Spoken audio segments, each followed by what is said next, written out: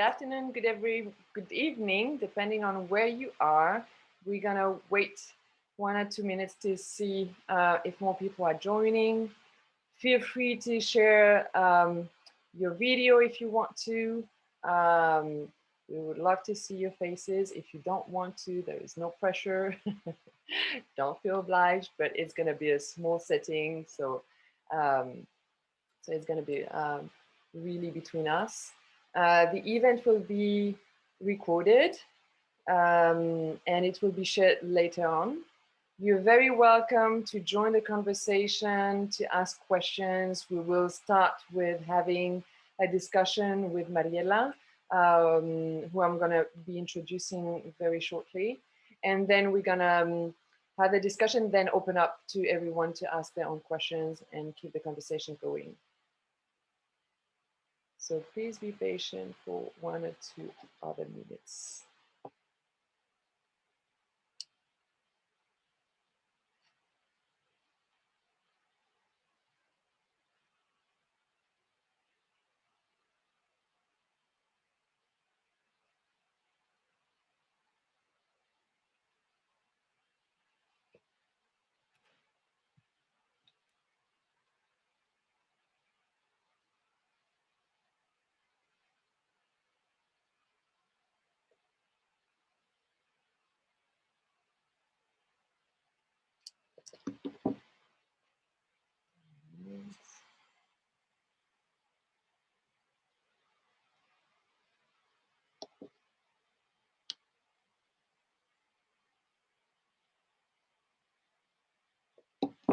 Okay, we're gonna start.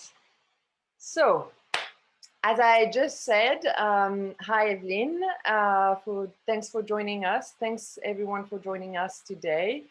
This is gonna be an informal conversation. It's gonna be a small setting. We're gonna start by having a conversation with Mariella on the election in Peru and the process that has been ongoing and what it has sparkled within the country.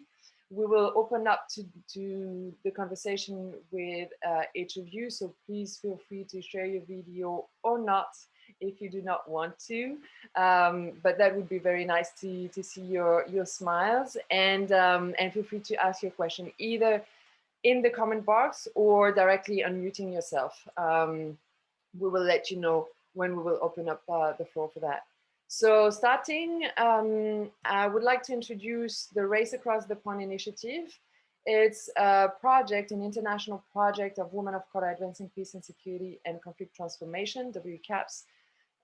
It explores from an intersectional lens, which is gender, sexual orientation, religion, disability, age, etc., a different perspective and factors, the question of constructed race and racism, and how they impact the lives and human security of non-white communities in the world, and how they threaten international peace and security.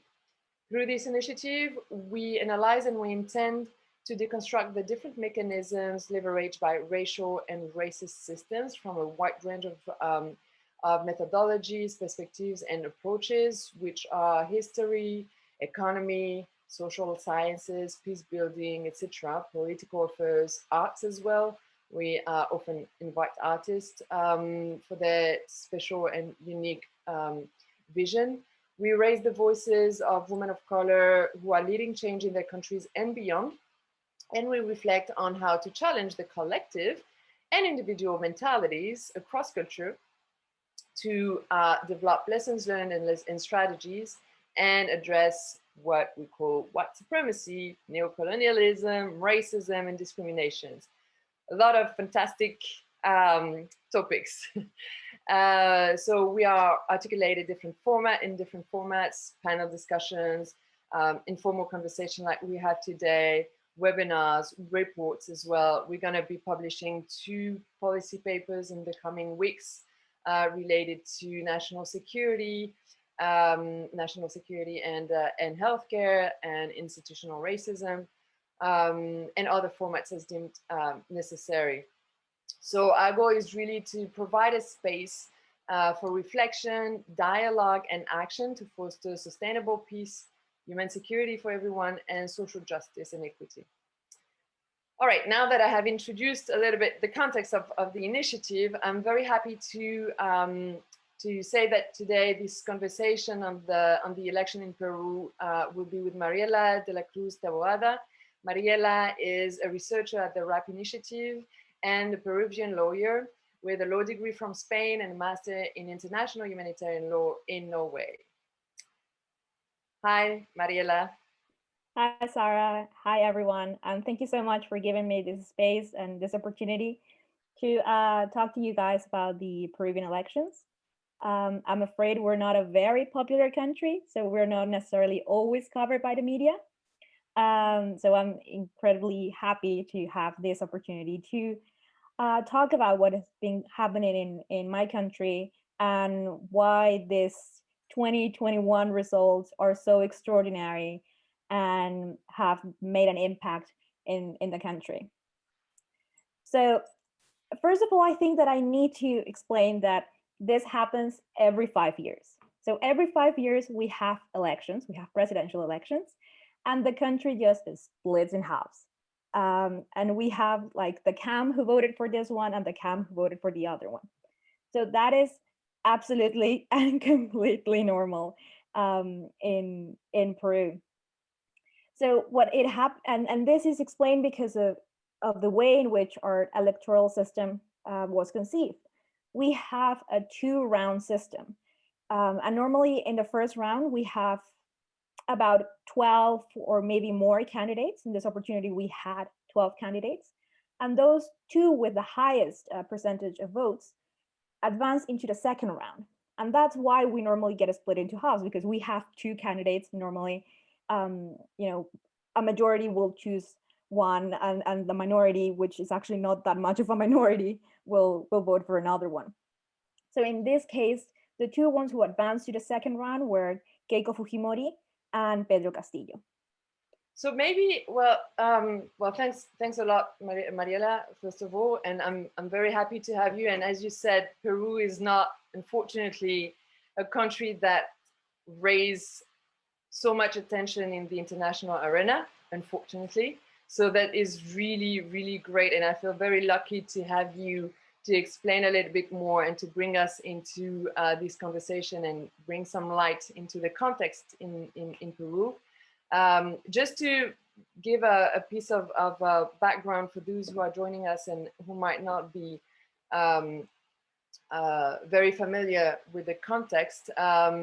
So as you said, as you know, there has been these polls to elect the new president. They decided to choose between a rural school teacher, if I'm not mistaken, and the daughter of a former dictator. Yes, you have it right. That's a very contradictory and different options, let's say. Welcome to Peru. And I guess that's why also the international media have loved framing it as David against Goliath's narrative. The clash between the urban and the rural, the coast and the Andes, the elite and the forgotten, I would say. Yeah. Yes. So maybe before we start really into the conversation, what I could say is that I think it's necessary to mention a few details. The 2021 elections were supposed to be a landmark for Peruvians for 2 reasons. One, on one hand, it is the bicentennial, I believe. Yeah. Mm-hmm. And that is the 200-year anniversary of the General José de San Martin Declaration of Independence. So that's mm-hmm. That's a huge anniversary. Yeah, that's a big one. Yeah. And on the other hand, it was supposed to reaffirm the stability of the young Peruvian democracy as never before in history. Because as you said, it's a 5-year election process, and it has been 5 electoral cycles that has been taking place in a row since democracy has been declared, let's say, since the last dictatorship. Mm-hmm. But Peru seems to be more in a fighting mood than in a celebratory one. So I think would be very interesting to learn more about these two candidates that you've been just presenting, Pedro Castillo and Keiko Fujimori. If you could like give us some background on who they are. Yes, of course. And as you've mentioned, I mean, 2021 was supposed to be a year of celebration. In 2019, we had the Panam's Games, the Pan American Games, and we felt that we just touched the sky. You know, like they were perfect. They were the best Panams ever. We had athletes from Latin America saying that our premises look like European ones, and to us Peruvians, that's like, you know, being told that we are the very best. So we thought, 2019 went so well. 2021 is going to be amazing. And actually, of course, nobody thought there was going to be a pandemic in between.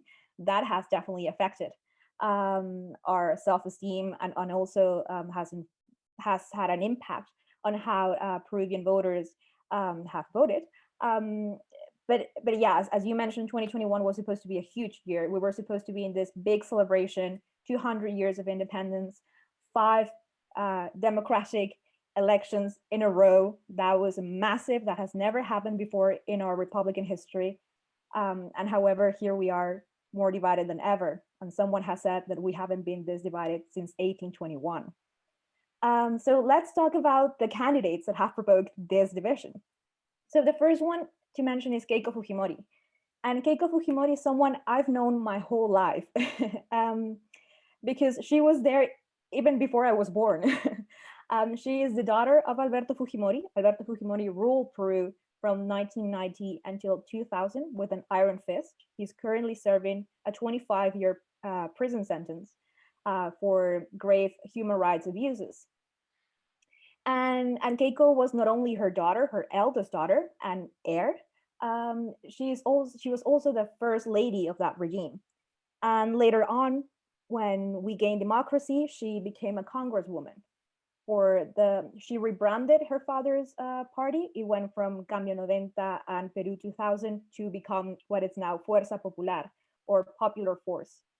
And she actually got elected with the highest number of votes. So she was a very popular political figure, and she's someone we've known our whole lives. And I will say that she's also quite a smart politician, something that many critics don't give her credit for. But and she has been a presidential candidate twice before. So she tried in 2011, she lost to Ollanta. She tried in 2016, she lost to Pedro Pablo Kuczynski by the smallest of margins. It was 41,000 something votes. And now she has tried again, and she has lost against Pedro Castillo for 44,000 votes. So she has always made it through to the second round. But this time is different as well. And she needed to be more aggressive for a reason. Because she is now facing a 30-year prison sentence for corruption, money laundering, and leading a criminal organization. So that's a great motivation to like really get the presidential election seat. Basically, yes. I mean, that is her motivation. She knows that she needs the presidency. She needs to be shielded from that procedure, because she actually has she has had really bad luck, because she came across 2 really incisive prosecutors who really want to get this case finished and want her to serve time in prison because they are sure that she committed those crimes. So that's why the Fujimorista movement needed so desperately to gain power this time, not just gain the large number of seats in Congress, not just to make it through the second round, but actually win it. And also, the only issue is that Keiko, as smart as she was, in 2016, she decided that because she lost, she would sabotage the government. And she sabotaged Pedro Pablo Kuczynski's administration from the very beginning. So the Fujimoristas provoked the resignation of countless of ministers. 2 full cabinets went down. And because of them, we had 4 presidents in 5 years. So she was not very popular when she came to 2021 And she cried, she asked for forgiveness, she even staged reconciliation with her brother, which she had thrown under the bus before. And she tried everything on the book. She even had the support for the very first time of the economic elite, who normally supported her but weren't very vocal about her. She had the support of Mario Vargas Llosa, our literature Nobel Prize, and someone who carries a lot of power and a lot of support, especially among middle class and upper class Peruvians. She had the support of the media, who just completely ignored Pedro Castillo and just focused on her. She was on TV 24/7. She had the support of most members of the Peruvian national football team, of singers, artists, influencers, YouTubers, everyone.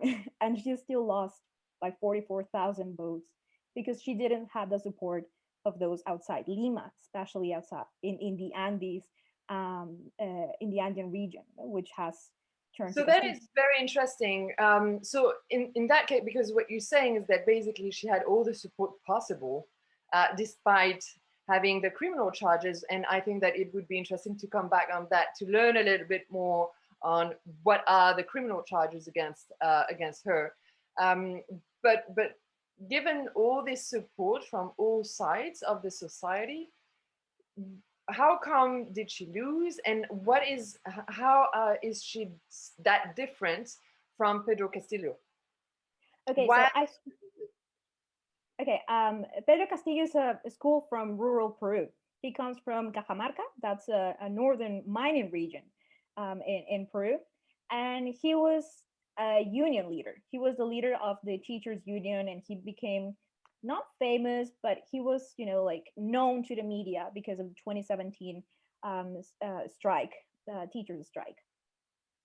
But I think that one thing the establishment completely missed is A, Castillo campaigned mostly in rural areas and in the provinces, where normally candidates from Lima go in the last few weeks or don't even go. Because why would they go? I mean, sometimes there are some villages that you have to go like 10 hours by car and then walk, because that's the state of our country. So why bothering going there? And of course, Castillo had the teachers union, which is a very powerful union, and teachers are everywhere, not just in cities but also in villages and towns. He's a peasant, he has his own land, which he has harvest there. He's a member of the self-defense group Los Ronderos, and Los Ronderos are quite known in Peru because they also help in the counterinsurgency against the Shining Path guerrilla. So even though they could tell him and say, "Oh no, he's a lefty, he's a communist, he's a terrorist," he could, fight back and say, "No, I'm a rondero. I fought the terrorist." And of course, we love an outsider, and that's something that the establishment completely missed. And funnily enough, Keiko Fujimori should have known better, because her father was an outsider in 1990. Mario Vargas Llosa, the man who has now supported Fujimori, lost to Alberto in 1990, despite having everyone rooting for him. The In which economic way power. he was an outsider? That's interesting. Can you just explain a little bit more about that? Yes, Alberto Fujimori had just created a party to begin with. We weren't sure which ideology he had. So the Fujimori ideology brand is basically populism. He was a dean of a university, an engineer. He had no political experience. He had never held political office. So he was a complete outsider. And to people who were tired of, career politicians, especially after the disaster from 85 to 90, in which we sank into such a deep recession, people were tired and wanted change. And some of the same things happen here, because COVID has definitely made us go into recession. We are in a crisis. 180,000 Peruvians have died as a result of the pandemic. And many people saw that, the model they have taught us to worship, to protect, and they have taught us that, that we need to keep the status quo. Actually, that doesn't work for us. So when this man came and said, "No more poor in a rich country, no más pobres en un país rico," that appeals to many people more than let's protect the economic model. Okay, so if I get it well, we really have like two polarized sides. But so the way that the international media, and particularly in France, but in other parts of Europe, and I guess in the US and elsewhere, the way that it has been presented is the extreme right versus the extreme left. The far right, sorry, I mean, far or extreme actually is quite the same, and the far left. We had a discussion together, and you mentioned that it was not that clear, and it was much more nuanced. And actually, we can't really talk about far left in with Pedro Castillo. Can you expand a little bit on that and explain why it's not really far left the way that we think about it, and what kind of left is it? Yeah, actually, I think that those labels that work in Europe, maybe in the States, do not work in Peru. We don't have, to begin with, we don't even have like historical political groups anymore. There's only one left, Acción Popular. And if you ask them, like which ideology they have, nobody will be able to answer you. We then have APRA, who was supposed to be on the left, then became on the right, and now has disappeared. We have the PPC, which was the Christian Democrats, and used to be the upper class party. They have also disappeared. So all we have are parties that are basically created a year before the elections to run for the elections, and then they disappear. I mean, they don't have any ideology, they don't have party activists, they don't have an apparatus. They even have to fill their list, with guests because they don't have someone there. It's exactly. Yeah, okay. Exactly. So in a country like that, to talk about left and right, it's kind of like it doesn't make that much sense. I mean, Castillo has been, called a radical left, a communist, and everything that you can throw at him because of his party, and the leader of his party, actually, he is a communist. I mean, I'll give that to Vladimir Serrón. He knows what he is. But I'm not sure Castillo can be described as a communist. I'm not even sure he can be described as a socialist. For instance, like typical, causes that we will believe that are close to the left's heart, like abortion, women's rights, LGBTQ rights, euthanasia, are not on his radar. He is against LGBTQ rights. He's against abortion. He's against euthanasia. His vice president has been accused of assaulting and repetitively misgendering a member of the trans community. So he's very conservative in the social aspect. He maybe is a more radical on the economic one. And of course, there were talk about nationalizations and expropriations, which he has now sort of backtracked on it and say like, no, it's not we're going to expropriate everyone. It's like, if you have a car, you can keep your car. If you've got savings, you can keep your savings. And we'll have to talk with foreign industries and businesses and make sure that, we have a fair deal. But because, he has been talking about the model not working for the poorest Peruvians, not working for Peruvians outside Lima, that's radical, because it actually pushes the idea that the model we have been having has failed. It's not working, but it is working, just that it is working for a few Peruvians, not for everyone. So that's the radical thing here. So I'm gonna get to that point. Who are the Peruvians it is working for? And so on that, I'd like to know, because there has been some reports of racism recently. It has also sparkled and shed light on inequalities, deepen, as we mentioned at the beginning, fragmentation and polarization within the country. You have like what is going on in Lima and the population in Lima and everything else outside of Lima that doesn't seem, the rural areas don't seem to have such power and such voice in Peru and in the political arena. So could you talk a little bit more about how these elections are really, is it really putting a light on racism, and how? Yeah, so we have something that we need to recognize is that Peruvian society is pretty racist. It's something that we do not talk about, but it's embedded in our mentality and, you know, like even the way we are educated. Um, so, for instance, there has been racist incidents before.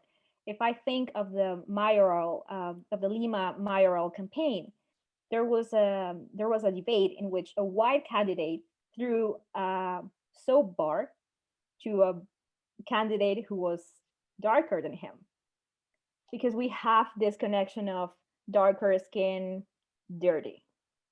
If we put the TV, we'll see that one of the most popular shows normally does blackface and, you know, and promotes stereotypes. For instance, is a man dressing as an Andean woman, and she is dirty, she's toothless, she's uneducated, and yeah, I know it's pretty bad. And we have actually been saying for years that's racist, and people just reply, "Oh, come on," and it's kind of like, no, it's not. Oh, come on, that's how you think about a really big, large part of the population, because many of the women in Peru actually wear those clothes, speak like that, but they do not speak like that because they are not as smart as you are, or because they haven't gone to an Ivy League university as you. They speak like that because they also have another language in their minds, which is Quechua. Just like when I speak English, I have my own accent and I have my own troubles because in my mind everything is going on in Spanish. So we have this huge issue. I mean, I'm thinking right now, for instance, we have you know, like the beach houses of the region wealthy and famous and fabulous are in the south of Lima. And there's one specific area called Asia or Asia, because, well, you know, everything must be pronounced in English. And the so the domestic workers are not allowed in the water until 6 p.m. So, and those domestic workers are normally from working class areas of Lima, which are filled with people who came from the provinces seeking better opportunities, or are actually from the provinces. And, you know, they can be there in the heat looking after the children who are all white and sometimes blonde, but they cannot get into the water until 6. And I remember because it happened once, and it was like something out of, you know, out of a film, because it was so ridiculous. And the explanations about it, like, no, it's because we the residents, and I mean, just the sole fact that we have private beaches in Peru is, it's terrible. But also the fact that, you know, you are telling another Peruvian that her ocean, that she cannot get there until it's 6 p.m. I mean, it's in some forms what you say is it's crazy. First of all, it's dramatic, but it's also some form of discrimination, like some forms of segregation. It is discrimination, it is racism, it is, but it's also some form of segregation, like telling people, specific people, because of their status, because of their origin, because of their skin color or whatever, that they can't access to some services or places or resources within amount of time, you know.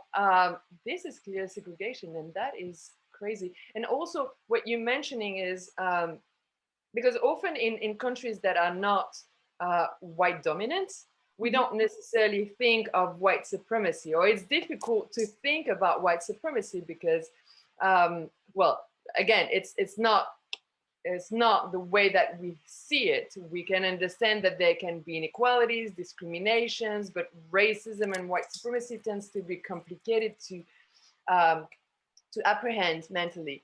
But what is happening in Peru? There are some forms of white supremacy as well, because it's spread out in the society, and as you said, it's embedded in the culture and the mentalities.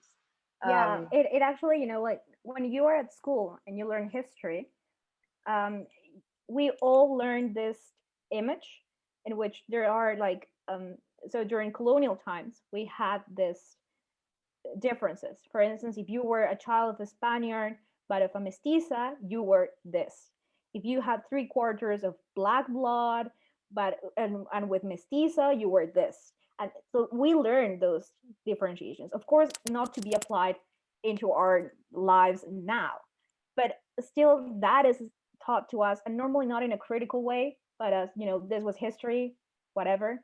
But also, I think there's an aspect of internalizing that. And I'll say that myself. I mean, in 2006, there was a runoff between Alan Garcia and Ollantumala. Ollantumala had this nationalistic, super proud of Peruvian culture. Everyone is going to be proud. We're going to be back, we're going to go back to the Tahuantinsuyo and the Inca Empire.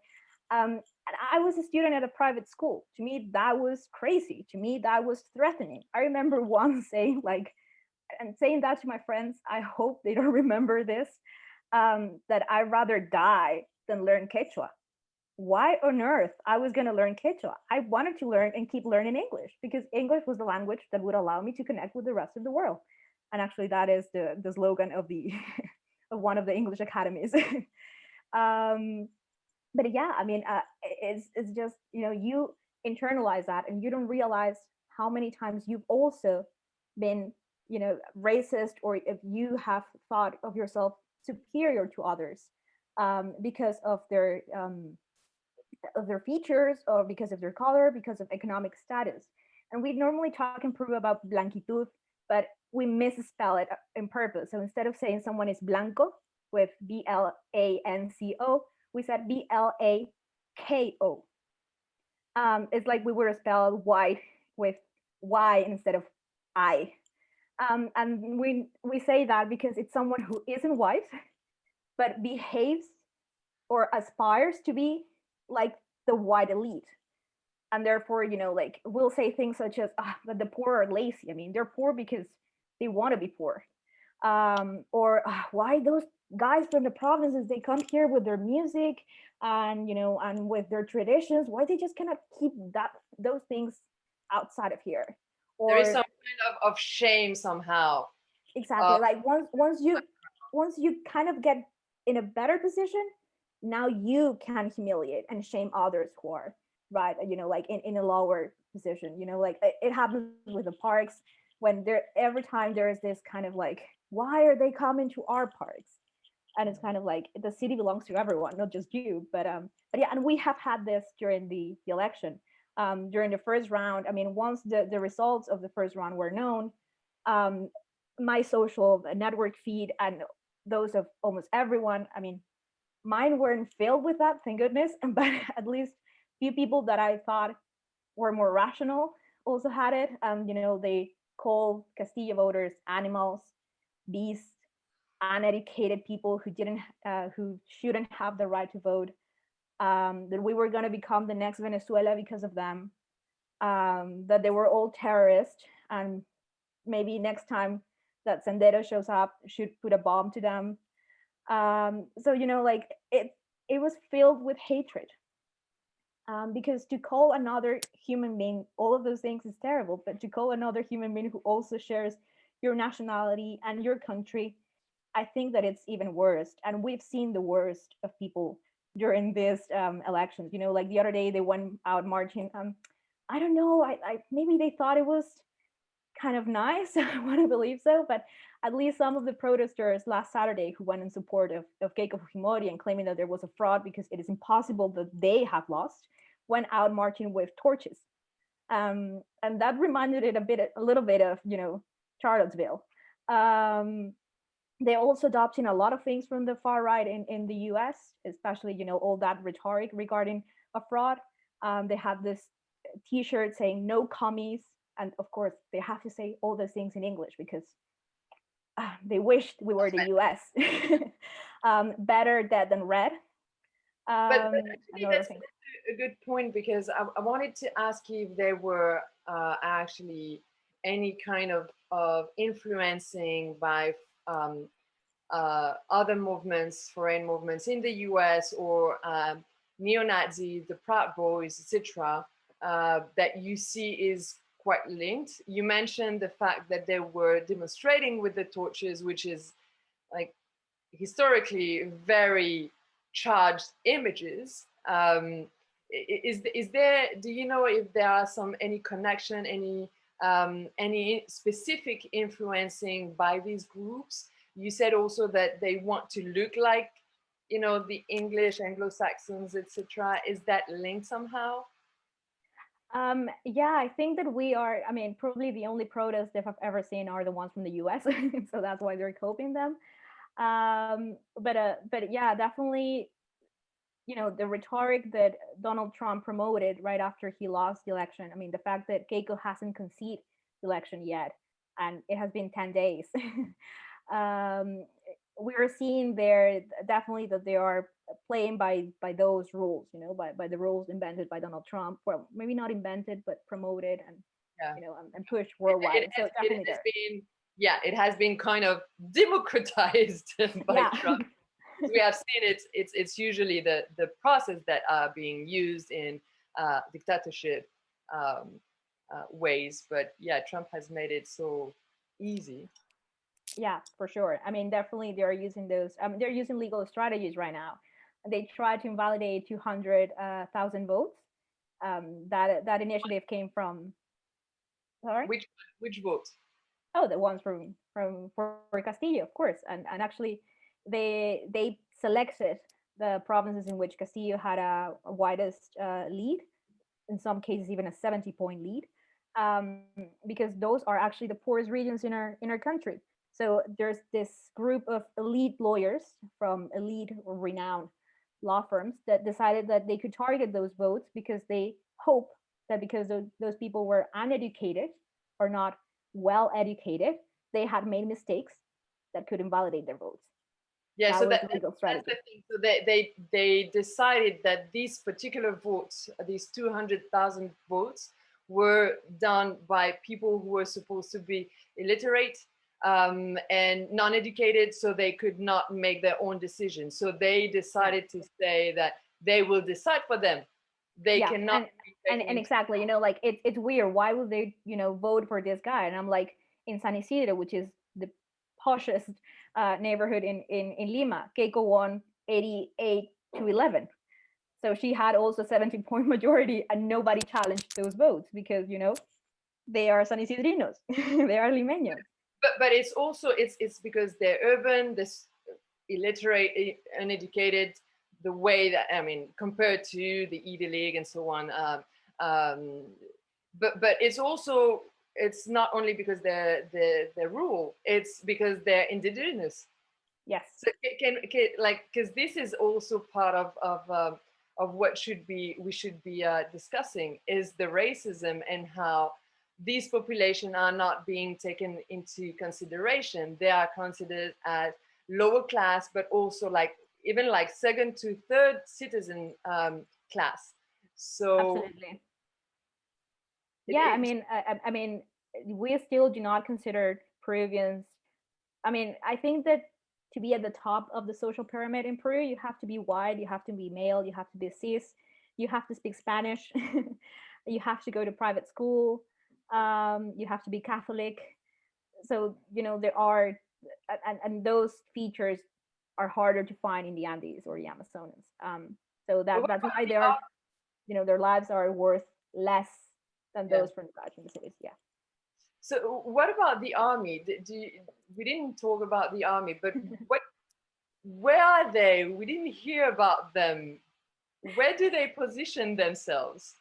Well, I think that the Ministry of Defense has released so many press statements this week that they're going to take a break for the rest of the year. They're basically saying, no, we're a democratic army. We're not going to get involved in this. Like, people voted. That's it. But yeah, I mean, among upper class Peruvians and middle class Peruvians and limeños in general, there are calls for a coup. There are calls for the army to get involved and to prevent Castillo from taking office on the 28th of July, which again goes to show how short-sighted they are, because the South the whole South and then the whole of the Andes voted for Castillo. If they think they're going to go quiet and allow a man they feel like it's one of their own being prevented from taking office on the 28th of July, on the date we celebrate 200 years of our independence, then they definitely do not know Peru, and they do not know Peruvians. Yeah. So I have another question actually on the current situation. I was wondering if COVID-19, we didn't touch really COVID-19, and I also want to give, well, I see the time is running, and I want to give the space for everyone to ask questions. But I would like to have some few words about perhaps the COVID-19 and if it had, because it had a massive impact around the globe. So I would guess it definitely has an impact in Peru on the health of Peruvians, but also on political aspects. Could you elaborate a little bit? Do you think that there has been some impact on the Peruvian elections? I do think so. I do think that COVID has been, I'm not sure if a major issue, but definitely has influenced voters. So since last March, when the pandemic started around the world, so March 2020, Peru had over 100 ICU beds, and for a 33 million population, that was clearly not enough. We soon run out of oxygen, we run out of beds, we run out of everything. And of course, many families, only option was to go to private healthcare. And private healthcare isn't cheap in Peru. So you have to make a down payment of 100,000 soles, which is around 25,000 euros, $28,000, I think, just to get your patient admitted. And then each week, a COVID patient would cost around 100,000 soles more. So people started selling their cars, selling their furniture. There was this young boy who went to TV because he was offering his kidney to save his father. And that has been happening since last March. So we've been over a year of that. People have died undignified deaths, without beds, dying in corridors. And then many people try to have their own patients in their houses, buying oxygen. But, just one bottle of those huge bottles of oxygen was like 5,000, 10,000 soles, 2,000 euros. So actually you need one each day. So people got indebted. There was a case that was mentioned a few weeks ago of a private hospital that was refusing to give the body of a patient who had died because the family had a 1 million soles debt. Yeah. So, I mean, we have been told that the neoliberal model that we had in Peru that was installed by the Fujimori dictatorship worked. That was what has made us the Latin American miracle. We were having this huge growth, GDP was skyrocketing, we were a success story. But in an hour of need, that model didn't work. Because we had, for instance, only, I think, 2 families have the monopoly on drugstores. So when paracetamol was needed, instead of keeping the prices went up.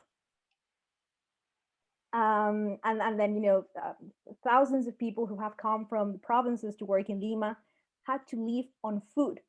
Like they were walking back to their provinces because it was either doing that or dying from hunger and poverty. So we saw those scenes for at least over a year. And definitely, when the establishment made this call to vote for Keiko, despite, the criminal charges, despite the fact that she was hated even by the elite, despite the fact that we didn't believe her or we didn't trust her, because we needed to save the status quo. We needed to save our economic model that has made us, this Latin American miracle. Many people didn't share those fears. Many people didn't understand why it was necessary to save that, why they couldn't give money to the people, because that economic model had failed when we needed it most. So again, that is slogan, that no more poor in a rich country.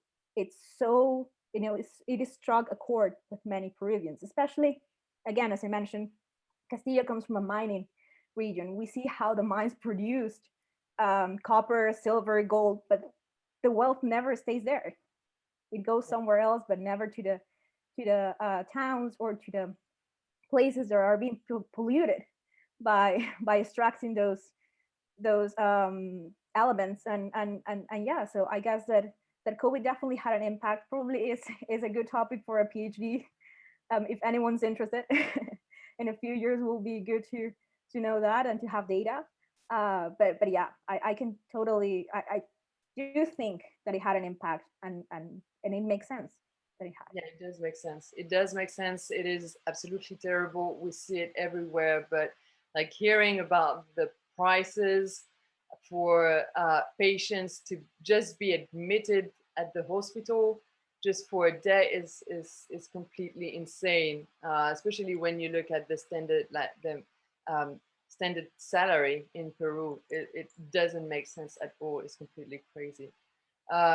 Thank you so much, Mariella. I want to You're give the welcome. floor to everyone to ask their question if they have. But yeah, it was really, really nice to hear you speak and to learn about the political context and unfortunately the situation that is getting dramatic in Peru. And hopefully we can see things improving. But from what I hear is that yeah, we Well, need to monitor.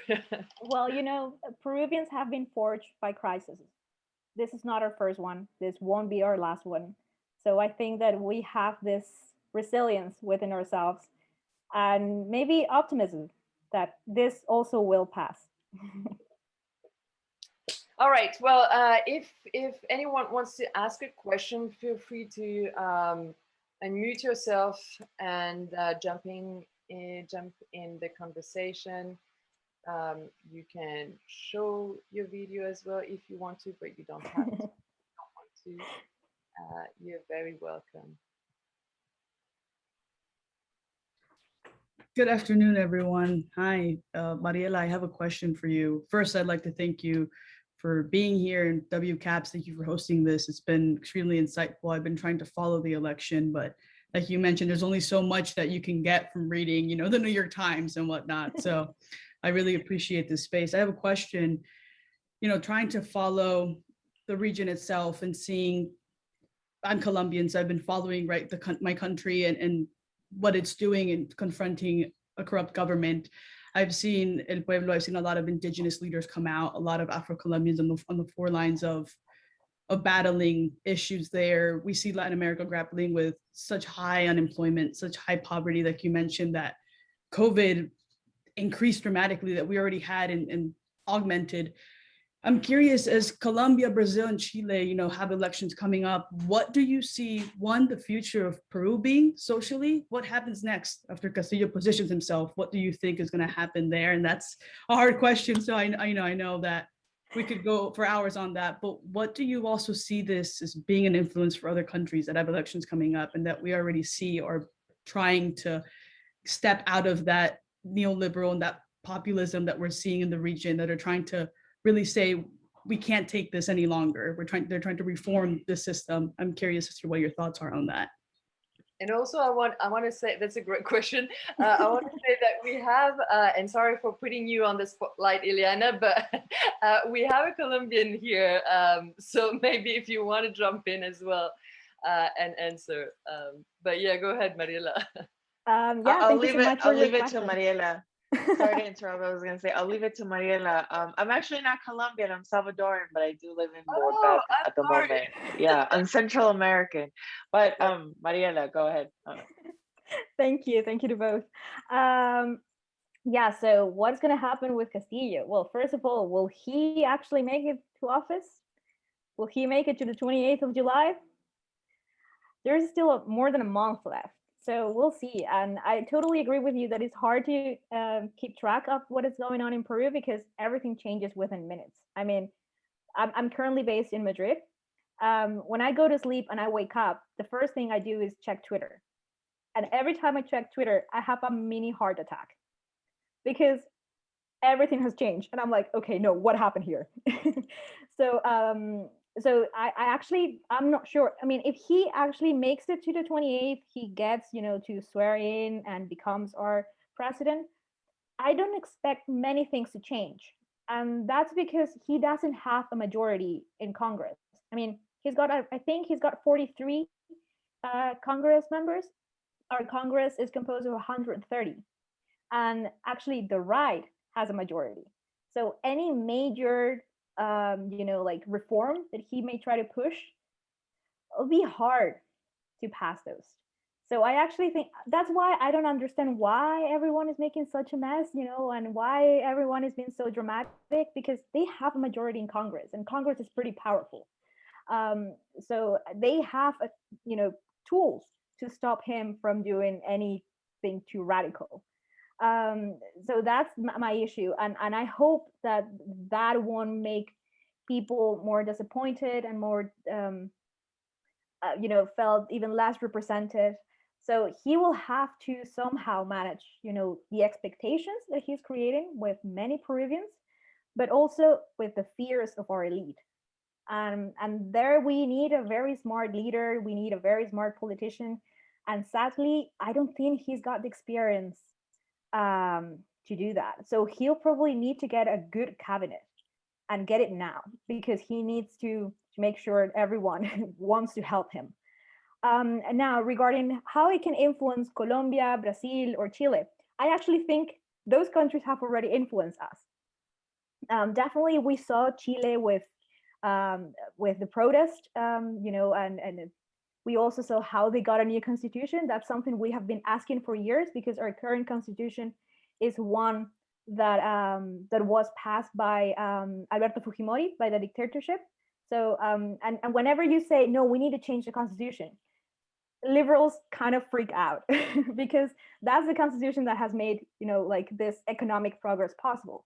But the same happened in Chile, and Chileans said, this is not enough. Actually, this is not good enough, and we need change. And we're trying to push for that, for a new constitutional assembly to write a new constitution.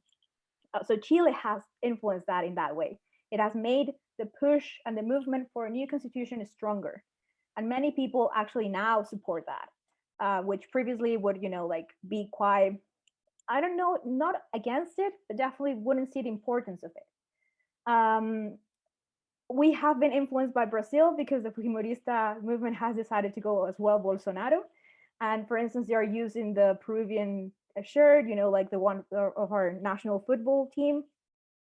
And of course, you've seen many scenes in protests that actually happen as well in Brazil, like, the domestic worker carrying the sign for the woman who was then going to protest.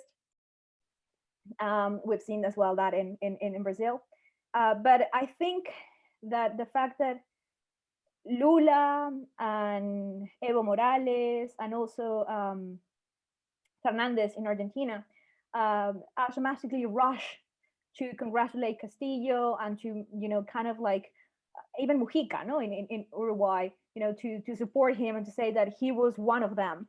It's also because we are currently kind of having like a proxy war between right and left in the region, and we'll see how that goes. Because, for instance, Peruvian media didn't cover the protests in Colombia because that would be bad for Keiko. So they didn't cover it at all. People were being killed in Colombia, and Peruvians had no clue. At least not, they weren't informed of it through TV channels or newspapers, but social media is there, thank goodness. So I definitely think that that's why people have been so involved. And, we had Pastrana, we have Semper, we have Aznar kind of having this, releasing this statement saying that, the communists were coming and they needed to be stopped by Democrats. And I'm like, yeah, Keiko's not a Democrat. So definitely I think that they have been trying to influence the Peruvian vote and the Peruvian process, but our power to influence others, I find it that it's we are not there. I actually do not think that Castillo is a left-wing leader that can have that influence. But I think maybe that the fact that rural votes have been so important in this election, that I think can trigger a movement. That I think can empower other people in other parts of Latin America to say, you see, we can actually defeat our elites. And that can be a more powerful, engagement and maybe legacy of this election than just right or left. Thank you so much. Thank you. Thank you to you for the question. It was a really good question. Yeah, thank you to you both. Anyone else wants to ask a question?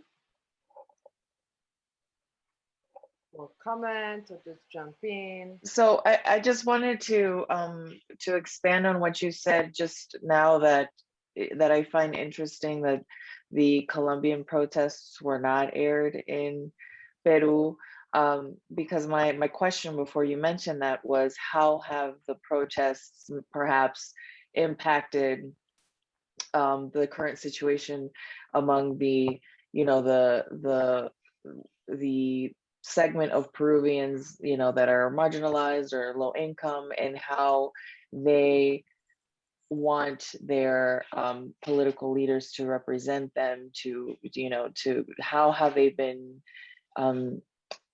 demonstrating their discontent, particularly because of the COVID-19. And I want to expand a little bit on that.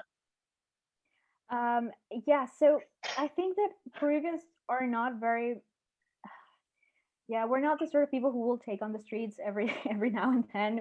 We do it when we're really mad, but you know, like we have to get there. And we haven't had that many protests during the pandemic. We actually were very disciplined. The moment they told us lockdown, we went into lockdown. It was when, you know, when the fact that we have a 70% informal job market. So you cannot sustain a lockdown for a very long period without a welfare state if you have that rate of, you know, like informal jobs. And that's when we started seeing the clashes. Then we don't also pay that much attention to what happens outside of Lima. So our national media only covers Lima 99% of the time. And when something huge happens in other parts, that's when they cover it. And normally our conflicts have been more related to our natural resources, especially mining. So we have seen a few conflicts on that actually during this pandemic. And we have huge issues on that on the Andean region. So we are actually seeing indigenous populations asking for something that is already written in the law, which is they needed to be consulted first before any major project takes place. And that's something that hasn't been happening because the mining companies that get into Peru are not doing it because, you know, they saw legislation and they think it's beautiful, but because they see resources that can be exploited and a government that is willing to just look the other way. So I think that what people are looking for is someone who is one of them, is not a career politician, is not someone who has been living in a city far away from them, because trust me, Lima is a whole different world. And we as Limeños do not know what is beyond Lima, and what is beyond Lima kind of despises what is in Lima, and for good reason. So I do believe that what people have been looking for is someone who speaks their language, who doesn't necessarily, you know, has a beautiful Spanish, but someone who will defend their interests, and their interests is those of, you know, working class, poor Peruvians who just want the state to remember that they are also Peruvians. Because normally the state remembers there are Peruvians every 5 years when they need their votes, but not again, you know, like it's just a cycle that goes every 5 years, but then they forget about them. So I guess that Castillo, again, rural teacher, peasant, he just fitted the bill. I mean, he was someone that they could identify with, someone who had experiences similar to them. And the other candidates, not just Keiko Fujimori, but the rest of the candidates that were there in the first round could not do that. I mean, they couldn't identify themselves with what people outside of Lima were feeling and were thinking. I hope that answers the question. No, somehow. thank you. Absolutely. I think we have Maria also who wanted to intervene. Yes, thank you very much for this very interesting conversation and insight to Peruvian elections and the situation of the country in general. I have a question regarding women's rights, and I would be interested in here's Mariella's opinion on the fears we can legitimately have at this point, but also if you see any entry points for women's organizations to try to advance women's rights. Thank you. Thank you, Maria. So the main issue with the women's rights is that Peru Libre, which is the party for which Castillo has run, believes that, you know, all those fights about equality, about women's rights, LGBTQ rights are bourgeois distractions from the main struggle, which is a class struggle. So that's when it's hard to get through them. But the feminist movement even tried with Alberto Fujimori, so they're going to try for sure. And I think that also Castillo needs to understand that he has been elected by 50% and a little bit more of Peruvians. Of many of those are, you know, of a progressive left that have lended him their vote to get elected because they thought Fujimori was much worse. So I think that if he understands that, and he realizes that he needs also those people, because the feminist movement is also very, very active in Peru and will, you know, like participate in marches and demonstrations and have had a power to organize and to push for an agenda. I think that they do have a possibility to make Castillo understand that women's rights are important, that women's rights are part of his revolutionary agenda, and they do have a room in this, you know, left-right divide. And yeah, I do hope they can do that. I mean, I think that Veronica Mendoza, which is the leader from the progressive left who lended her support to Castillo, has the opportunity to put those rights on the table. She also has in her team Kaela Cari, which was our first trans woman candidate to Congress, and she's a woman from the Andes. So I think that we have the people to try to make alliances with Castillo, to, you know, like to build bridges and make him and his team understand that our rights are important. So there is an opportunity to advance women's rights, but we have to play smart. And I think that Castillo also needs to understand that he needs those votes and he needs those people on his side if he's to last 5 years, because otherwise, if those people are not on his side, he won't make it till the end of the term. Thank you. Thank you to you. All right, we if everyone is fine with that, we can take 1 or 2 more questions, and then we'll close the conversation. Does anyone else wants to intervene? Feel free to unmute yourself.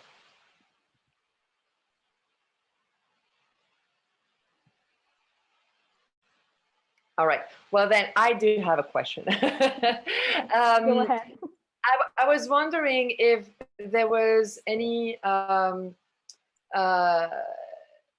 other security challenge that you see beside the risk of fragmentation, of course, but is there any other security challenges that you see in the country with this that will be sparked by this election? Yeah, for sure. I think we have already touched upon one, which is, you know, the natural resources conflict. We have had several in the past few years, and I think that, again, you know, Castillo definitely and without any doubt won in mining regions. And that's because people from those regions expect him to deliver on his promises, and also to change things and to change the dynamics in which, you know, mining companies have operated in the country. So I definitely see that there is a huge challenge that we need to address, not only because of the mining companies, but also because of illegal mining that is harmful to the environment, and it's and many of those engaged in that trade are a security threat to indigenous leaders, and we have seen that in the amount of people who sadly have been killed by mafias.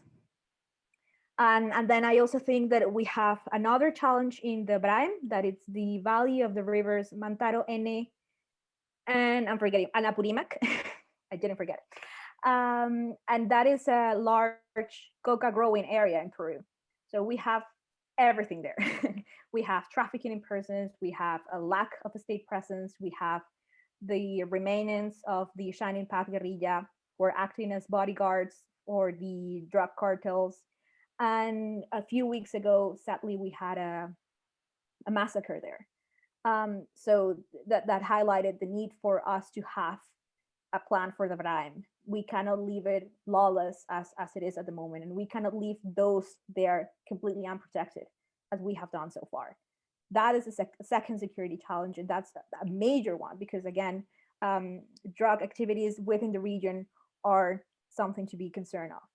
And then the third one is Venezuelan migrants and refugees. I'm afraid that Castillo can also be quite an authoritative.